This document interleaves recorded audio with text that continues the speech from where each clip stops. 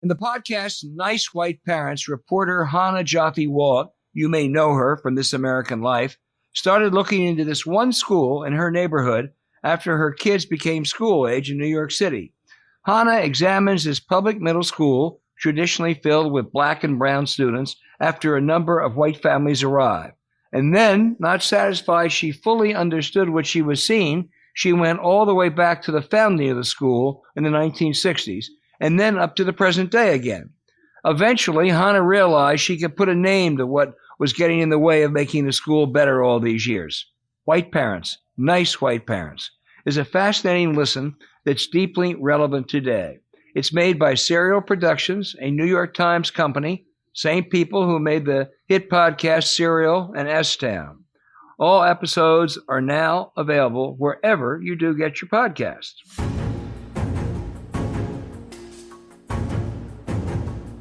Hello and welcome to 2020 Politics War Room with James Carville. I'm Al Hunt. We're proud partners with the Science Institute at American University in Washington. We hope someday to be back in their studios. Thanks for spreading the word about the show. We're glad that you like it. We hope that you'll subscribe and hit your subscribe button on Apple Podcasts, Spotify, Stitcher, or wherever you get your podcast. Good show today, James. Matter of fact, really good show today. Andrew Bacevich, a West Point graduate, retired Army colonel who served in Vietnam and the Persian Gulf, and a national security expert of great renown. Professor Emeritus at Boston University, president of the Quincy Institute for Responsible Statecraft. His son Andrew was killed in the Iraq War. Andrew, James, and I are both big fans, and we thank you for joining us. I'm sure it must have been personally painful as well as professionally repugnant to read about the president calling slain American soldiers losers. Well, in a way it wasn't. And it wasn't in the sense that I have come to take nothing that the president says seriously. Why be offended with someone who is so manifestly lacking in empathy, decency? So I tend to sort of discount those kind of remarks, however outrageous they may be. That's good advice. You know, one night I said in front of my family that Trump sometimes acts more like an animal, and my daughter was furious. She said that's an insult to animals. But he doesn't show. He seems. I think you called him a moral cripple. He is incapable in this or other matters of showing any personal or social empathy. You know, we have to be careful we don't stray into territory where we're trying to, be by psychiatrists or something. But I'll stray anyway. He really does seem to be a deeply damaged a human being. From what we now know about his upbringing and his relationship with his father, and I guess the father's personality and absence of character, it does appear that the president's twisted personality and absence of character has deep roots. Yeah, it sure does. On this story, I worked next to Jeffrey Goldberg for 2 years. I didn't always agree with him on policy, but I respect him as a reporter. He would not write that story unless it was foolproof. He would not have written that story unless he had firsthand multiple reliable sources. So it's clear that the story, and also it's in keeping with things that Trump had said earlier, and it does give lie to Trump's claim that he's the best friend the troops ever had. Well, you're right. I mean, I don't know Goldberg at all. The Atlantic certainly is a reputable magazine, but I think you made the key point is that in a way we shouldn't be surprised by what the president said, because if we recall his contempt for Senator John McCain, his disrespect for the Gold Star family back during the 2016 campaign, these new remarks are really all of a part. This is the guy. This is the real Donald Trump. So if I'm right, I hope I am, that he's not going to be around after January the 21st or the 20th of next year. So assume they call you and said, President-elect wants to spend 15 minutes with you. And you walk in and what advice would you give him? And I think I'm correct in this because we came to my class at Tulane. We talked about this. You wrote a book on the limits of power. What would you advise him strategically going forward about how to use American power? And I want to specifically go vis-a-vis China, because I think we can all agree that China is an adversary. And how would you advise him to deal with this issue? And what's your overall view strategically where the United States needs to go? Yeah, I think the first thing I would say to him is that, Mr. President-elect, you are going to face very, very powerful pressure to revert to the pre-Trump model of so-called American global leadership.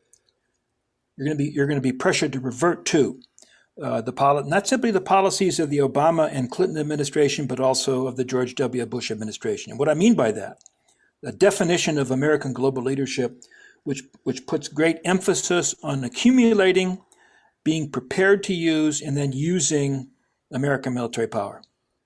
And I'd say, Mr. President-elect, before you give in to that pressure, take time to undertake a realistic evaluation of what adherence to that paradigm has produced.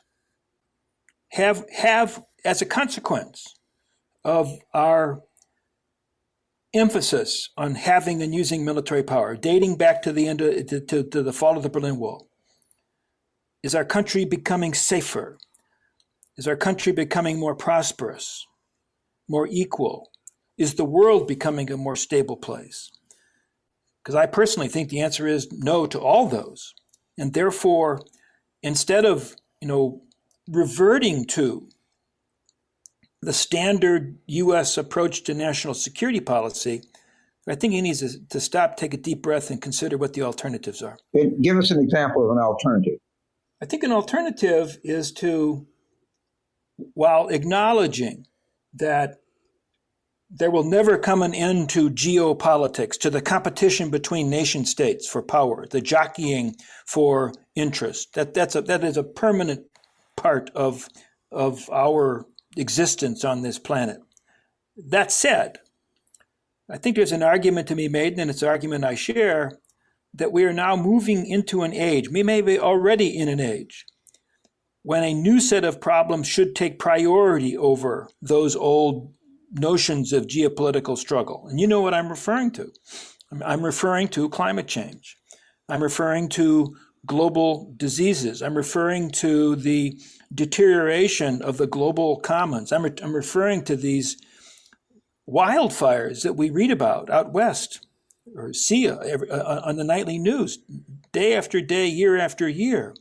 So I think there has emerged a new national security agenda that actually should take precedence over the question of our rivalry with China that you alluded to.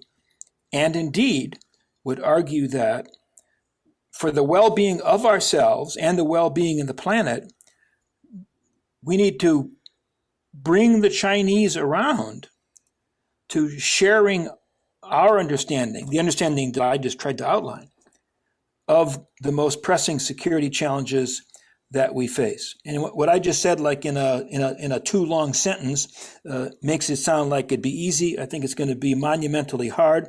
But I think that if we give in to the notion that a new Cold War with China is more or less inevitable, then we'll never get to that larger agenda of security issues that I think are really more important. I very much agree that we have to figure out a way that people have to figure out a way to live with water, because more water is coming our way, and that's inevitable no matter what we do. That's a good, succinct way to put it. More water is coming our way. It's just coming. It's not going to stop anytime soon. And there's a lot of people that live in deltas, and a lot of people that are being affected by the combination whammo of sea level rise and subsidence. And I completely agree. And I'm sure you know Biden. I don't know Biden. I've never met Biden. Not well. I know. I think apart from having met Michelle Flournoy a couple of times, I'm not sure I know any of those people who are sort of are or are likely to be his principal national security advisors. That said, from what I know and from what I read, it sounds like they are a very conventional sort. I know some of the people around him, and I tend to agree with the assessment that they're pretty conventional in the kind of Clinton Obama mode and not overly rethinking things. But you know them better, Al. Why don't you weigh in on it? No, I agree totally. Look, I think most of the people, we always engage in this conjecture now who's going to be in a cabinet, but the most probable types and the people who are oft mentioned are people who were high level officials in the Obama administration, Andrew Susan Rice and Michelle Flournoy and Tom Donilon. And in this century, every single new president comes in basically suggesting they're going to pay more attention to soft power than hard power. They're going to end endless wars. And it usually takes, a matter of months for them to change. And I guess my question is, you mentioned earlier, Michelle Flournoy. Is there any reason for you to be more optimistic that Biden could be different? Well, again, I really don't want to give the impression that I have a sort of much of a feel for these people. But, you can go to their campaign websites and you'll find promises to fix everything. But I thought Biden's speech when he accepted the nomination was certainly telling, where he did explicitly said that his purpose was to save the soul of America. Now, I think the soul of America is in great jeopardy, so we need some saving.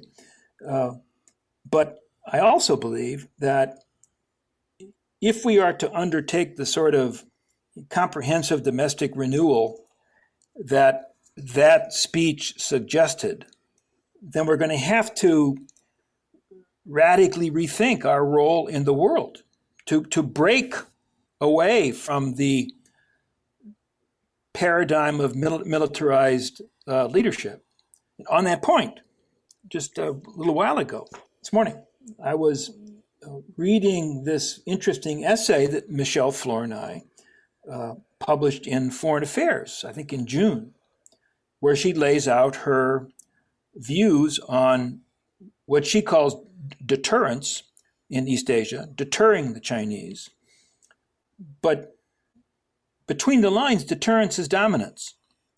I mean, she won't say this, but deterrence means we will acquire so much military power and have it available that those guys won't think of doing anything that's going to, be contrary to our interests. And that is indeed a recipe for a Cold War, for a further arms buildup and arms competition. Of course, the difference is this would be a Cold War that would be happening with our antagonist also being our, number one or number two trading partner in the world and a holder of trillions of dollars of American debt. So, how all that plays out to our advantage, I don't know. But my point is, and she is, I think, widely seen as the likely Pentagon chief for Biden. It's old think. It's not new think. And it's old think that I don't know how Biden would be able to mesh with his agenda of saving America's soul. Now maybe James Carville would tell me, well, don't take that kind of rhetoric seriously. That's just what they say when they're accepting a nomination. But I guess I would not tell you that. Who are some people that you find particularly provocative and insightful on this question about the future use of military power, diplomacy, foreign affairs, et cetera? Are there any people that you really respect out there? Well, I'm involved in this Quincy Institute for Responsible Statecraft, which is a new startup think tank in Washington that we exist to promote a foreign policy of restraint. Less reliance on military power, greater reliance on creative diplomacy. And I'm sort of the figurehead. I'm like the Queen Elizabeth. I sort of preside, but I don't really do anything. But we got some young people that I think are extraordinarily thoughtful and talented, and push back against the reigning paradigm. Got a young guy named Stephen Wertheim, for example. He's got a book coming out from Harvard University Press next month. He and others, I mean, I will give you a laundry list of names. I do believe that there is a generation of younger thinkers on security matters who have lost patience with the paradigm that, to put it bluntly, got us into Iraq and permanently lodged in Afghanistan. So I do think there's people out there, but they're not sort of on the short list of who's going to be a top official. I mean, one of you mentioned a couple of minutes ago, Susan Rice. I imagine Susan Rice is going to be on, going to be Secretary of State, something like that. She's a hawk. I just as I'm very reluctant to vote for Biden because he voted for the Iraq War. Not that I will vote for Trump, but Rice was one of the drivers for the Libyan intervention of, what was that, 2011? It's a disaster. And yet it was supposedly undertaken because that was going to be an opportunity to demonstrate American leadership. All we did was to do great evil. So I just wish that there was a different set of names that were being bandied about as people that Biden was likely to consider for senior posts. You make a very telling point. Looking over the last, actually 60 years, because I would consider Vietnam, ill-fated disaster too. But the only foreign policy adventure that seemed to, I think you could argue, was at least a short-term success was, Bush 43's first Gulf War, in the sense that he had a limited objective. He had a global alliance. There was a cause for it. Saddam had gone into another country. One can argue how big a cause that was. But all those factors haven't been present in anything else we've done, Andrew. Well, so let's talk Bush 41.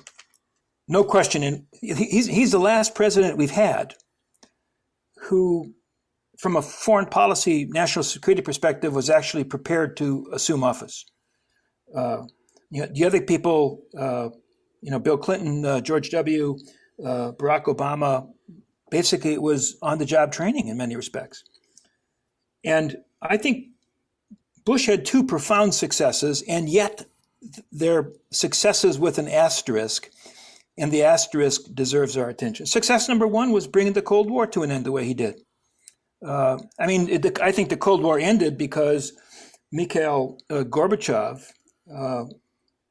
came to understand that continuing the competition with the West and the United States simply was not going to pan out to the benefit of the Soviet Union. So he embarked upon this bold program of reform, which didn't work, but nonetheless, he was the initiator. But where George H.W. Bush comes in was when Gorbachev decides to call it off. It's Bush then who is able to negotiate keeping a united Germany, part of the West, in NATO. I think was a triumph that we probably will never appreciate because we take it for granted that Germany is a peaceful country. Well, it ain't always been.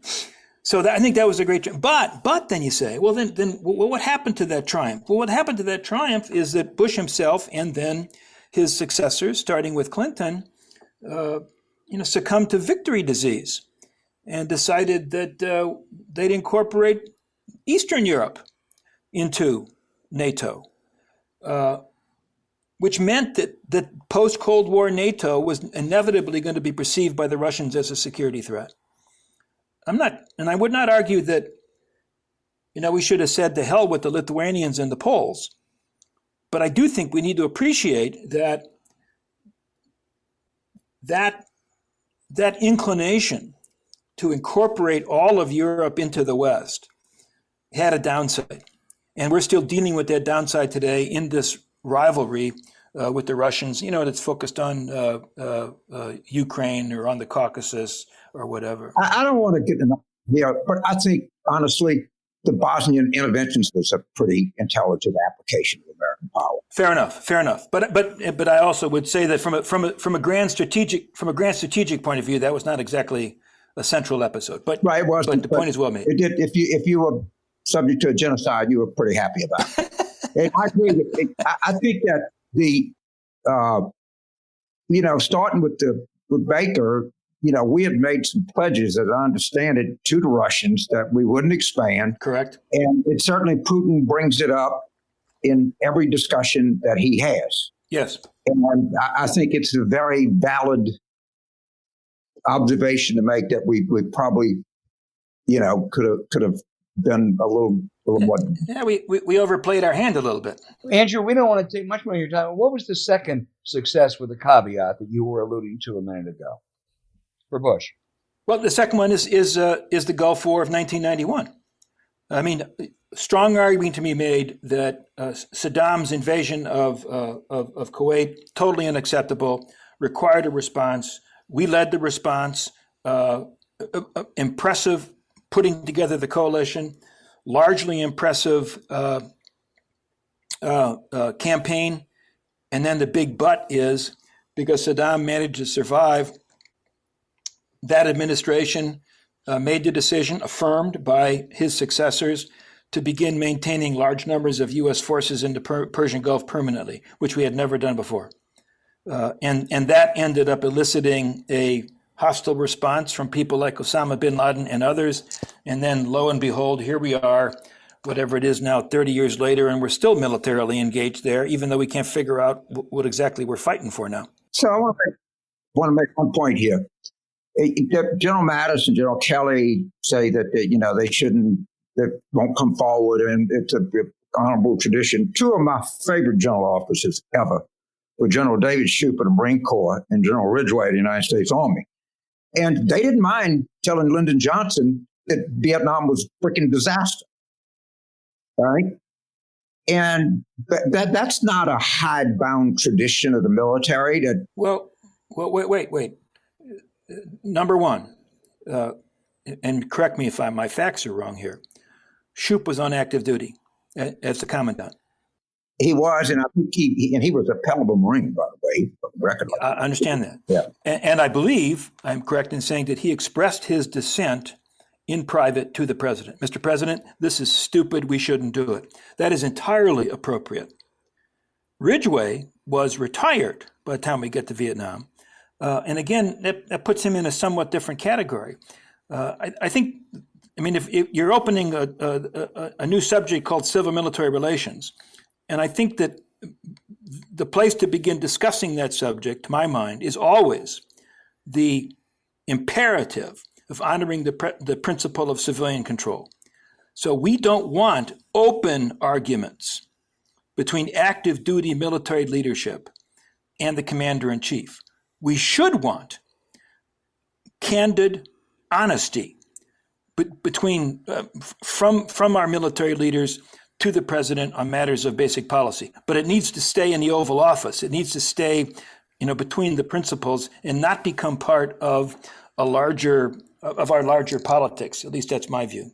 But Andrew, that doesn't apply to retired officers, General Ridgway, General Gavin during the Vietnam War. That wouldn't apply to General Mattis or General Kelly today, would it? Doesn't apply to you?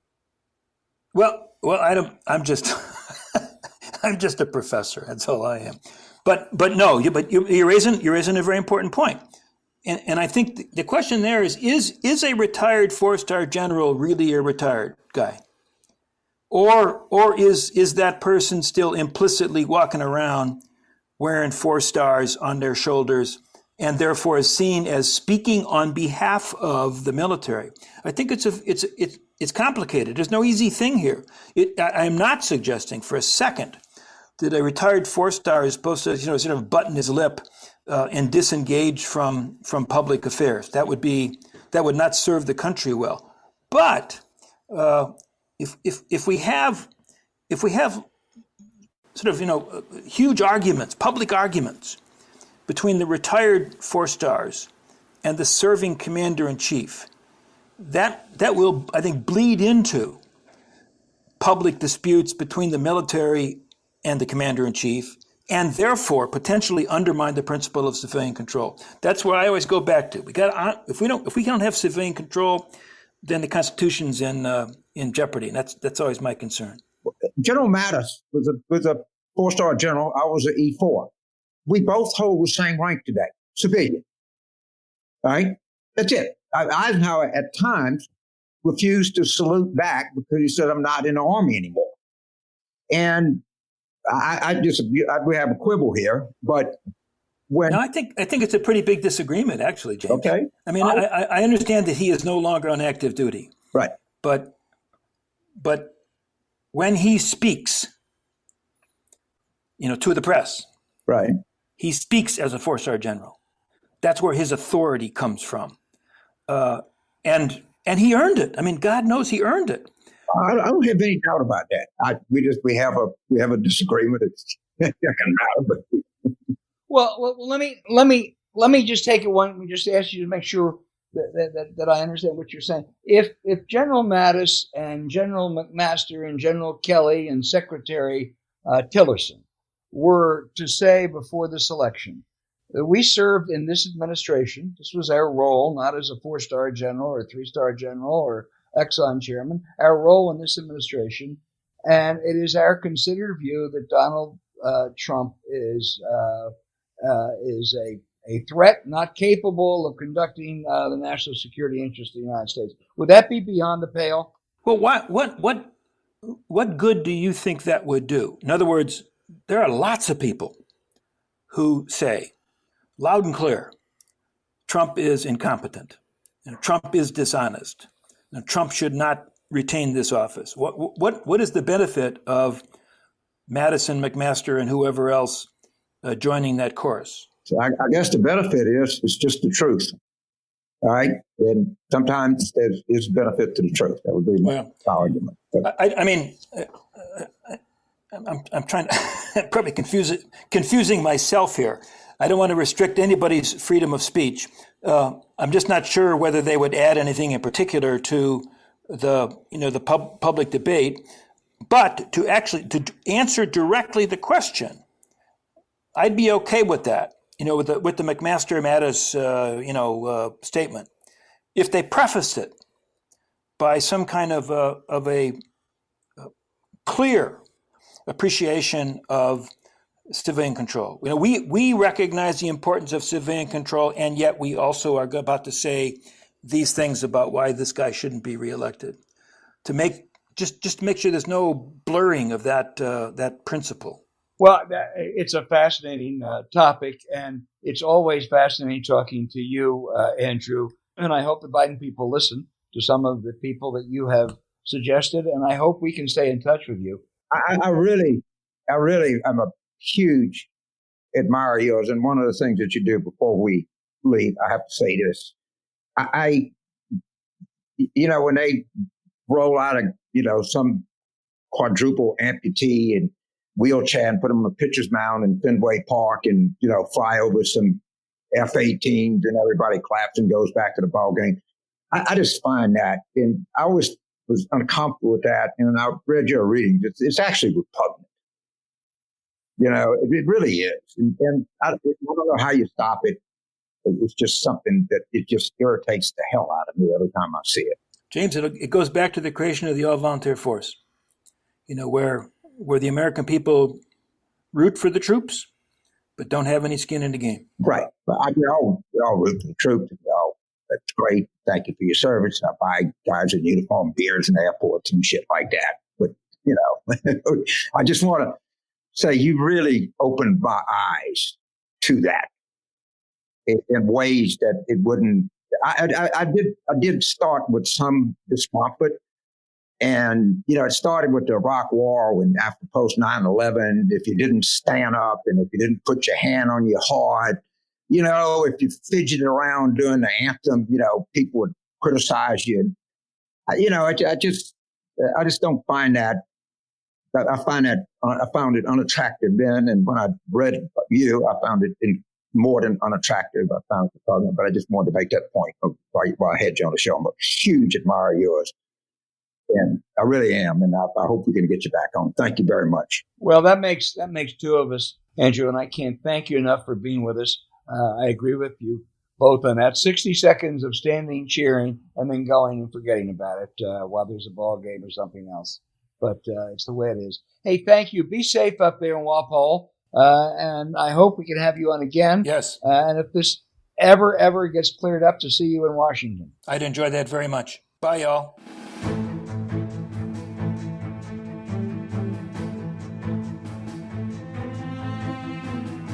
Michael McDonald, a full professor at the University of Florida in political science and a Brookings Fellow, is the foremost expert on voter turnout in American elections. He runs the U.S. Elections Project and has special expertise in redistricting and other electoral issues. Michael, first of all, down in Florida, thanks for joining us. And when we spoke to you last, it was at the turn of the year, before we knew about the pandemic. That seems like a century ago. You were forecasting a massive turnout this November. What's your estimate today? Yeah, we can actually see that, if anything, interest has ticked up even more after the pandemic. Looking at the primary turnout rates that were going on before the pandemic hit, they were running about on par with 2016, maybe a little bit above, not quite 2008 on the Democratic side. And on the Republican side, there was actually a lot of interest for a contest that was largely uncontested. Rates were well above the 2004 numbers for Bush. And then the pandemic hit. And initially, there was this shock to the system where the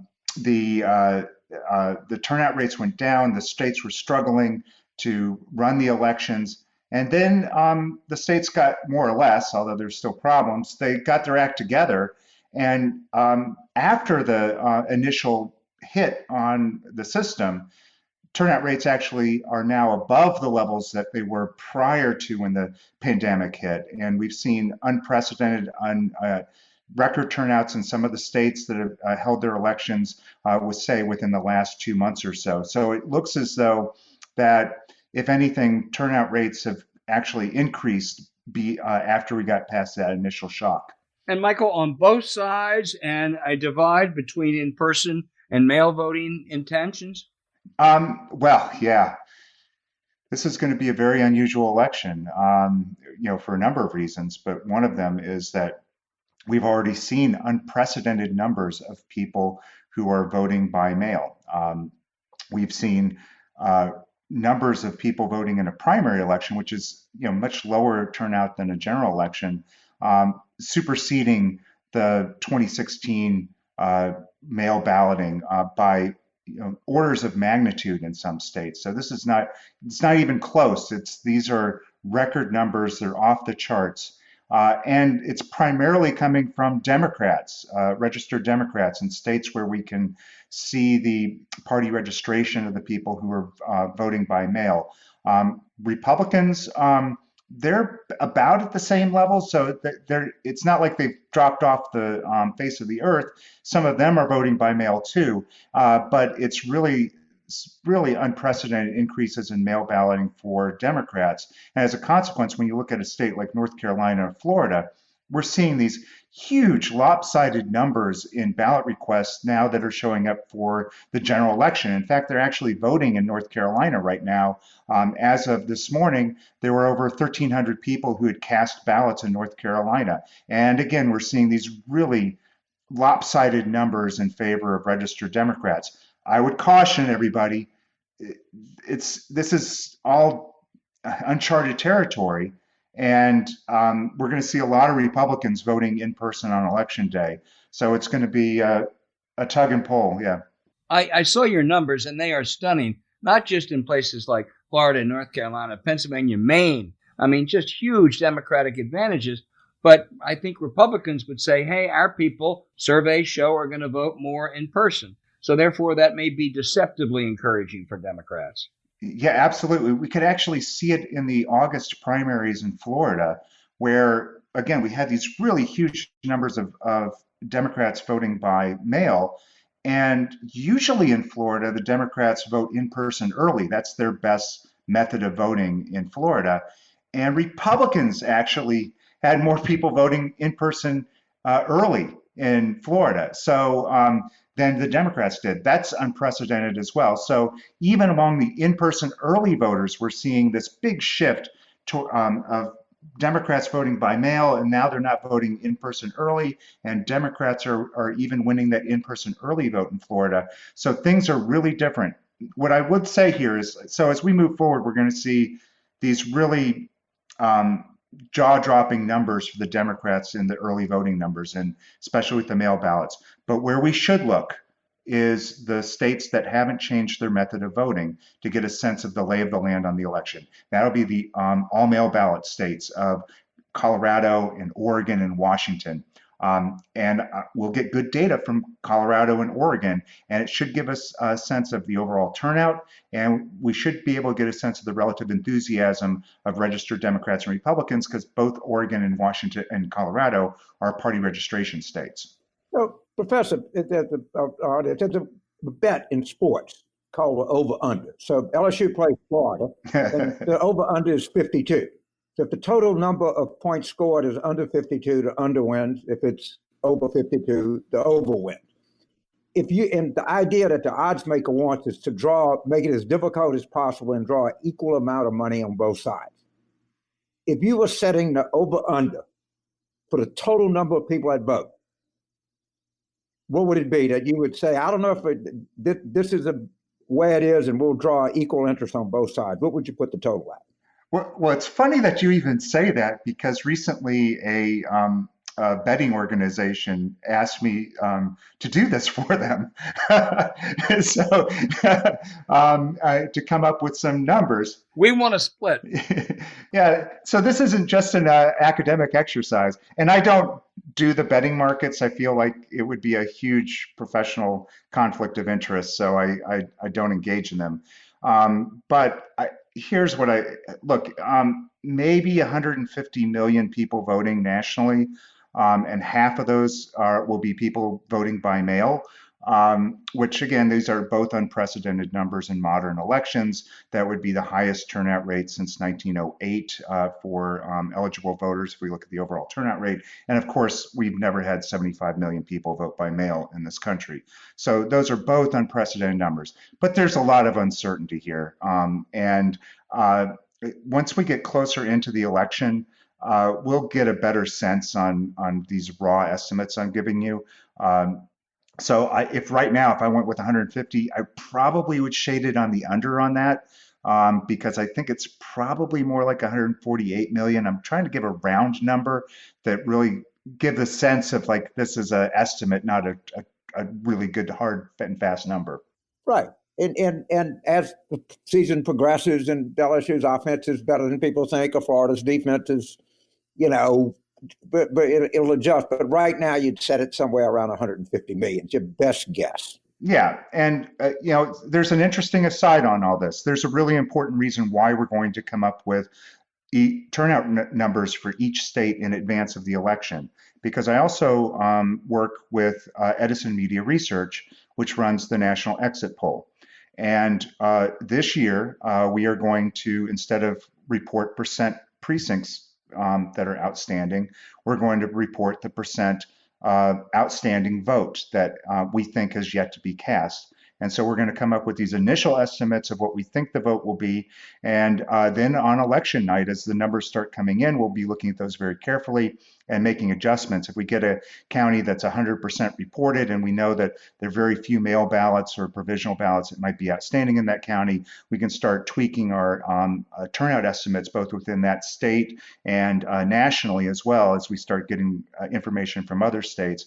And so hopefully, we'll see by the end of the evening on election night, we'll have a much better estimate of what we think the overall turnout rate will be. And that will be reflected in that outstanding vote to be counted. And that will be really important too, because there are going to be some states that are going to be slow on their reporting. And we need to have an estimate there so that people are aware that there's a lot of vote left to be counted yet. In other states, though, it's going to be pretty quick. So, but we need to get that right. You all happen to be strategically located in the state that is undoubtedly the king of swing. All right. How will we know? How soon will we know a good idea of the results in Florida? Will we know that election night? All right, let me give, just to give a baseline for the primary election that we just held in August, over 99% of our votes were counted on election night. We're a fast reporting state in Florida. Now, there are some military and overseas civilian votes that are counted and accepted late, and there are provisional ballots that are counted late. But the overwhelming majority of the votes are counted on election night. So unless it's really close, unless we're 2000 Florida recount doomsday scenario, we should know on election night who won Florida. If there's one county in Florida, if you could see the result, you feel like you could accurately predict the whole state. You know, I'm asking people around the country this. If you just could look at one whole card, what county would you look at that would give us an idea where it's going to go? Oh God, I knew the state too well to give that answer, because it's going to matter. Like our African Americans turning out down in Miami-Dade, how are those Puerto Rican votes around Orlando? How are they voting? Are they which direction are they voting? Because there's been some uncertainty in the polls about that. So I'm unfortunately going to hedge on this and say I don't know where I would look. I'm going to look at several locations around the state and see what happens. And if I saw Duval, for example, won by Biden, I'm like, yeah, well, that's over, because that's a heavy military area. So if Biden, if I'm looking at Duval and I see that Biden wins Duval, I can be fairly confident he's going to win the state. That's the kind of trick I'm looking for. Right. Yeah. And that's a heavy military vote, both for veterans and there's some military bases there. So it's why that, but there's also a strong African American community. So it's got a lot of markers that, might look, but it's a county that's generally won by the Republicans in the state. So that's why I'm saying if I see it go the other way, then it's over. Yeah. Michael, let me ask you, when you say 99% of the vote is in election day, Democrats say, yeah, but let's not forget who's the governor of the state. The closest ally probably Trump has in a state house. And their nightmare scenario, is that, hey, Governor DeSantis at 8 o'clock says, look, we have evidence of a lot of fraud. There's 52% of the vote by mail. We're going to impound that. We're going to stop things. It's not unusual for Florida election officials to muck up an election. Well, that's a threat everywhere. I mean, there is that scenario, but I hate to go down these rabbit holes into conspiracy theories because So you don't think it has any real practical feasibility? It seems to me to be a very unlikely scenario because Trump himself has blessed mail balloting in Florida, and so he said it's fraudulent everywhere else, but Florida knows what they're doing because it's a Republican government, and so he said that publicly, and I kind of doubt that sort of scenario would unfold. But the other part of this is that elections are run at the county and local level across the country. So it would be difficult for DeSantis to come in and make a blanket declaration and halt everything. You'd have to go county by county, and you'd have to get courts involved and all of that. And so that scenario couldn't happen, I don't think.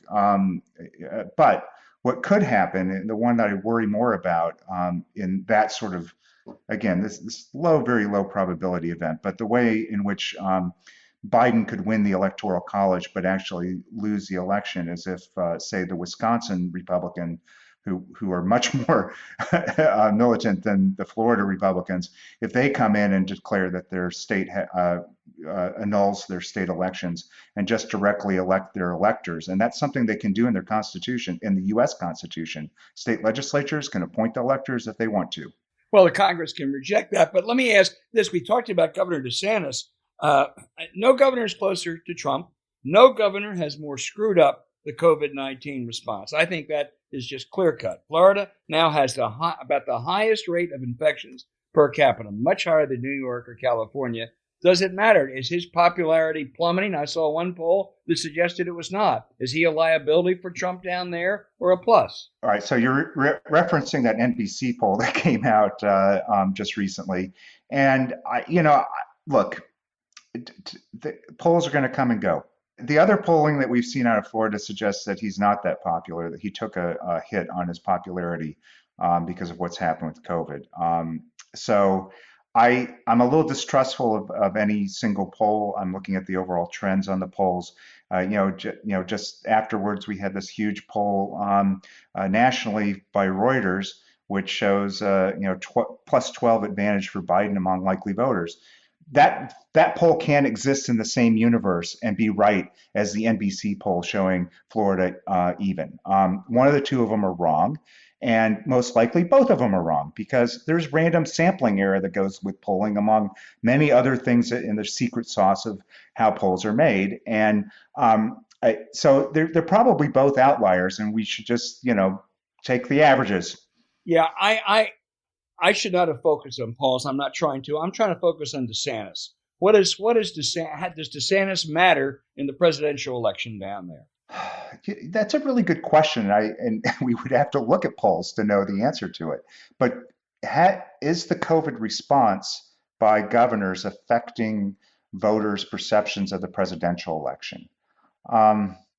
It's possible. There's some evidence of it if you look at some of the states that are in play, that like Arizona has had a terrible outbreak as well, and Texas. And those states are in play. So it could be that there's some trickle up that's happening from the governors to the presidential election. So I'm just not bought into this we're not going to know election night theory. All right, I'm just not into it. I think the range we would say would be a narrow Trump electoral college victory. All right, or you could have a 1980 type Biden victory. The range of that is about where it could end up. We're going to know North Carolina and Florida probably before midnight. And there's no way, if Biden carries either one of those two states, that he's going to lose. It just can't happen.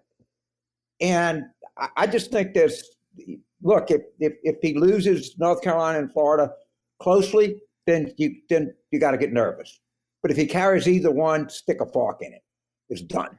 I'm with you 100% on this. I mean, I understand why we want to prepare people for the doomsday scenario where we don't know Michigan, and Michigan is pivotal, or Wisconsin, Michigan, and Pennsylvania. All three of those states, the state governments, the Republicans have withheld the ability for election officials to count those mail ballots and prep them for counting before Election Day. So they're going to be behind in those states, and we know that. But if Biden wins Florida, it's game over. If Trump wins Florida by a large amount, then it's game over too, because we know that there's probably been a national swing to Trump. That seems unlikely given the polling, but we have to put that in the range of possibility. It's only in this doomsday scenario where Florida is like in a recount situation, and we're waiting for the other states to do their reporting. It's going to be a little late, that we don't know who the president is. That seems like the least probability of things that could happen on election night. Well, I think you all are ignoring the fact that North Carolina and Florida might be a very close race, and that Edison group that you're working with, Michael, and the AP, I know, are going to be extremely cautious on election night, having been burned in the past. So let's say Biden is winning North Carolina and Florida, it looks like by 2 points. No one's going to call that. That's going to still be up in the air, and it may well be ultimately will make no difference. But the idea that midnight we'll be able to say, okay, with certainty that's where it is, if Biden wins them by 4 or 5, or if Trump wins them by 5 or 10, you're right. But if it's narrower, I think that's a much harder call given the caution that's going to take place. Not at all, because if Biden is up by even like a percentage point in Florida, we know that that outstanding vote tends to break towards the Democrats. And so most likely then, I mean, and we would get confirmation from other states as well. It wouldn't just be those two states. We could look at other patterns that we're seeing in Colorado. That's going to be a fast reporting state, and a Texas, they didn't actually do mail balloting, right? They didn't expand mail balloting. So we're going to get Texas numbers in pretty quickly too. We're going to get a sense of the overall swing nationally. And if Biden's up by just a little bit in Florida, we have very strong expectations that those additional votes are going to come in for Biden. They're not going to break towards Trump. And Edison's going to say that in election night. If it's by 1%, yeah, I think so. That will be outside the margin of a recount. If it was the other way around, we might be really looking closely where if Trump's up by a percentage point, and then we'd be saying, all right, is this enough? Is there enough outstanding vote to shift this over into a recount situation? If it is, then we won't call it. But if it's not, then like if Trump's up by 2 percentage points, it's probably a call for Trump on election night too. Right. Who gives a shit when the AP calls it? If Biden wins Florida, he's going to win. I mean, there's not any doubt about it. And if he wins North Carolina, he's going to win. And they can call it whenever they want to, but that's just a fact. I mean, and you're right, we're going to have all of this information. Now, if the race is truly close, if it's a 2016 scenario, then we're going to be in December fighting this stuff. But that's a pretty narrow chance. I admit that it exists, but I don't think that's likely. And if Trump wins Florida by 2, he's going to win the Electoral College. I mean, it just is. Yeah, and the amount of ink that's being spilt on this scenario is way out of proportion for what might actually happen. And what I get concerned about is that it becomes a self-fulfilling prophecy then, because people say, oh, it must be narrowing. It must be very close because it could be close. And then, and people say, well, maybe maybe Trump is doing a lot better than I thought he should be. And maybe I'll vote for him. And, so I get concerned that we focus so much on the narrowing of the election, and we don't talk about the other possibility, which is, hey, it's going to be a blowout election for Biden. I mean, that's what all the polling tells us. Okay. James, you got a final question for Michael, the full professor? Yeah. One of the things that there's 700 lawyers in the Houston area that have volunteered to help with ballot security and election stuff. There are probably 2,500 lawyers in Florida that are on standby. And if somebody, it maybe the Wisconsin legislature would force the electorate to vote for Trump. If you think there was some crap going on in Kenosha, you have no idea of what Milwaukee or Madison or any other place would look like if the Wisconsin legislature just decided against the will of the people of Wisconsin to instruct their electors. I mean, I know this stuff is possible, but I, for one, think we're like dreaming up stuff that can happen that is highly unlikely to happen. Yeah, and where are the think pieces that are saying this is going to be a blowout election? And what are the consequences of that? Because it's really important to the things that you're just talking about, James. If this is a huge win for the Democrats, it means that they have a good chance of taking over, say, the Texas House of Representatives. And that's really important. That puts a brake on the gerrymandering that would happen for the next decade in Texas and could give the Democrats a real chance to take control of the entire state legislature in Texas over the next year. And then that makes, then the laws start changing in Texas and it makes it easier for people to vote. And then Texas, it becomes battleground and maybe it even moves a little bit more blue.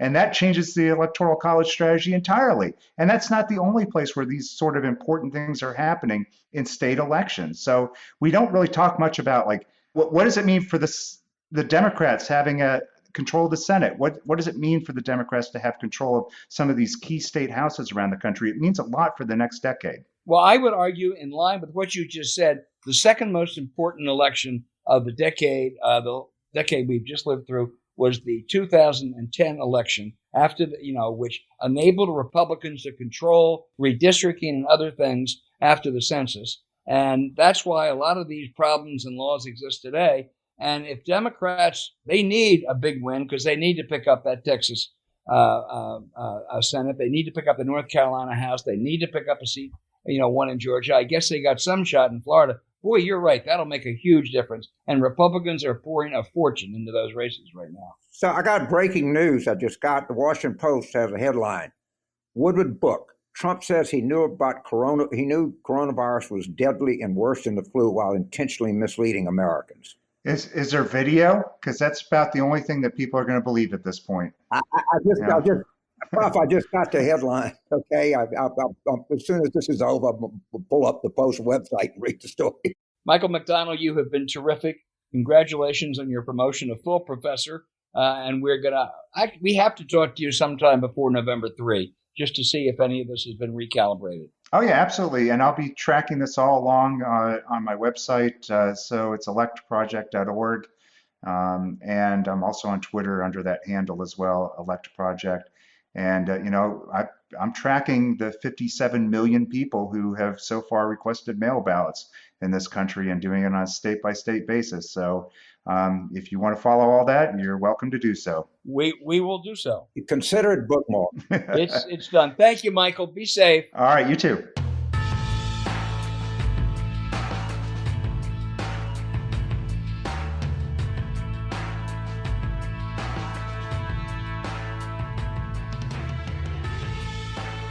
Hey, James, last weekend, the Texas Trumpers decided COVID-19 be damned. Let's have a big Trump boat rally on Lake Travis. That was a great idea, except 5 boats sank and the sheriff's rescue department had to be called in.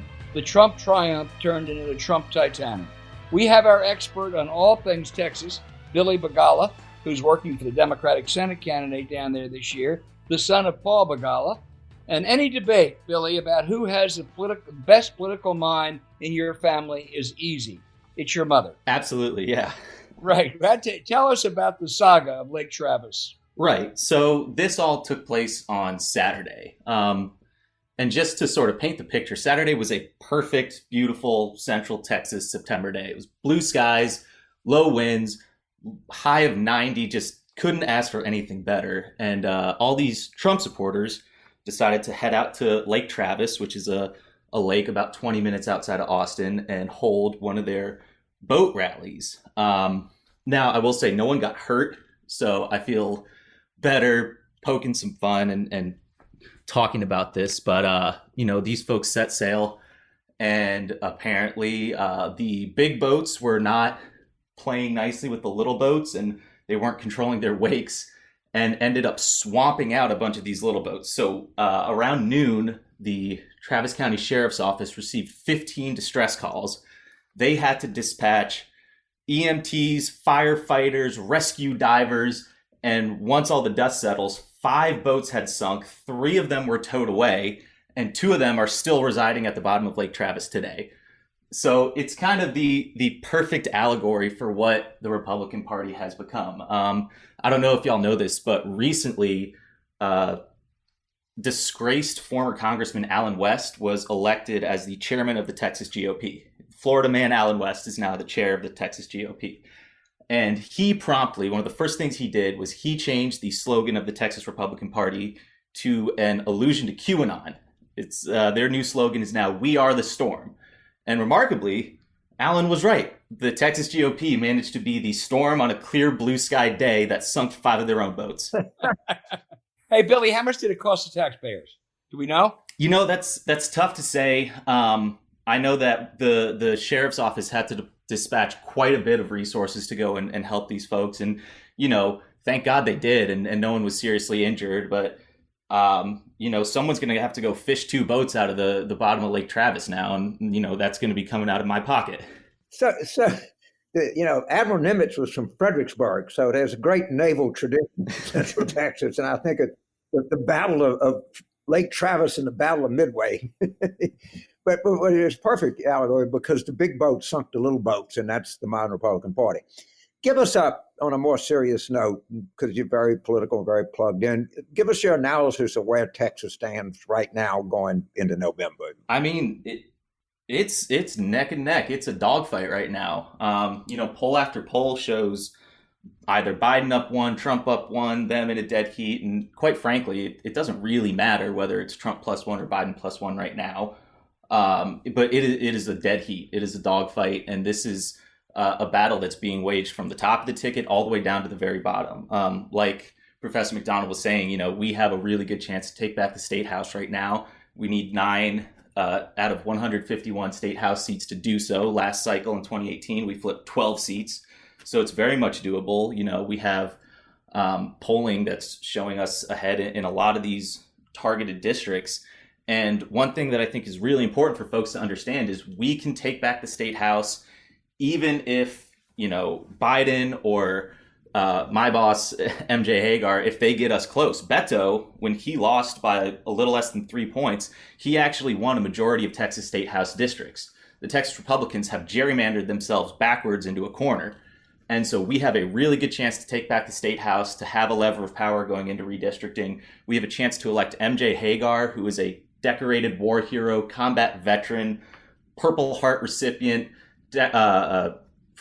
just absolute badass war hero.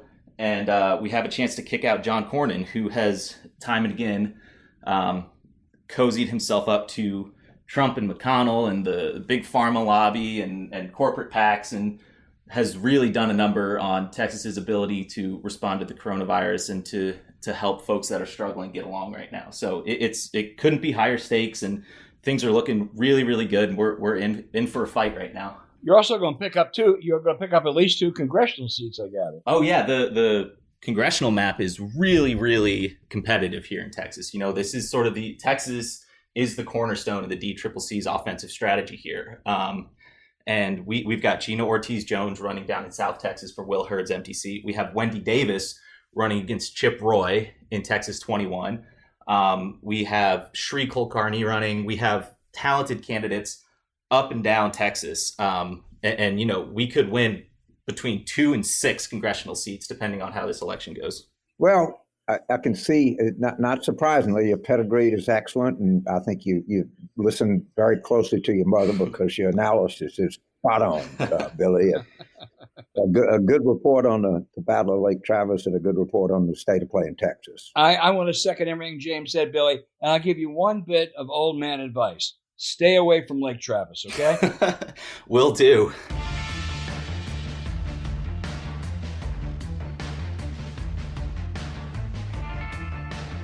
Well, James, we had a really good show today, and I'm going to do something that's rare. You get a lot of credit, justifiably, for engineering the Clinton victory in 1992 and being a really important advisor to President Clinton for most of those years. But you really made you and Paul Begala made a big mistake. When that Paula Jones case came up, the one that ended up, producing the only hearing Ken Starr tried to fake, you, instead of using outside attorneys and paying for them, you could have used the Justice Department. You could have had the Justice Department defending Bill Clinton against the Paula Jones charges, because that's what Donald Trump is doing now with Bill Barr. And I'm sure Republicans would have accepted that back then, don't you think? Well, they could have, but David Kendall was such a good lawyer. The Paula Jones case was dismissed with prejudice. So, yeah, but it is. I'm just going to get that in. But you're right. I don't even understand the theory upon which this rests. I'm sure they have one, but man, this is about as specious of use of government funds as you can imagine. To me, we have a lot of good lawyers that are friends of ours, and I'd be curious to see what the theory of this case is, because I don't see it. Really don't. No, I don't either. I wrote our friend Walter Dillinger. I'll let you know when I hear back. But anyway, any final thoughts before we go? Well, I have one thought is, we have this ongoing thing. You and I claim not to follow polls day by day, but I do somewhat. We just saw the example of NBC Marist, which I think is probably, honorable, honest, hardworking people. And they had Florida at 48-48, and the Democratic Party, as we know it, had a collective meltdown because prior to that, all the polls in Florida showed Biden with a small to moderate lead. And then, of course, I opened up my computer this morning, and they have there was a Susquehanna College poll that had Pennsylvania Trump +2 that caused angst, and you correctly pointed out it was a 15% undecided. But the same NBC Marist showed Biden up by 9 in Pennsylvania. The thing that I think you and I can agree on to tell our listeners and subscribers is you can't be up 9 in Pennsylvania and even in Florida. It's not a possibility. And, we should heed our own advice and look at polling averages and give greater weight to telephone polls than we do to online polls. That's my and I won't take my own advice because I'll freak out at every little thing I see, but I'm going to try not to. Well, I totally agree with you, and I have the same problem you do. I look at them every day, and I look at all of them, and if one shows it different than I thought it was going to be, my heart will sink for about 2 or 3 seconds, and then you get over it. But you ought to look at averages out there, and there are some polls that are just have an historic record of being better. The NBC Wall Street Journal at the top of that list, anything Ann Selzer does for Grinnell or any place else. And there's some polls, particularly some of the newer ones that are just done online, that are more dicey, and they're going to show these gyrations. And don't pay if you can, and I can't. If you can, don't pay any attention to them. Right. We don't follow our own advice, so I can't tell other people too. But it just every time that you and of course it's just part of the way that people are. They look for a bad poll, and that everybody, we allow ourselves to get freaked out. One other point before we leave. Tom Etzel had a piece in the New York Times. It's online. It's not on the hard copy of the paper. And just talks about the idea that you can improve the human condition by the application of smart policy. And it's a very well done piece. And just how far it's been, we've exposed structural racism. The pandemic has been terrible for people of color, as has the policing.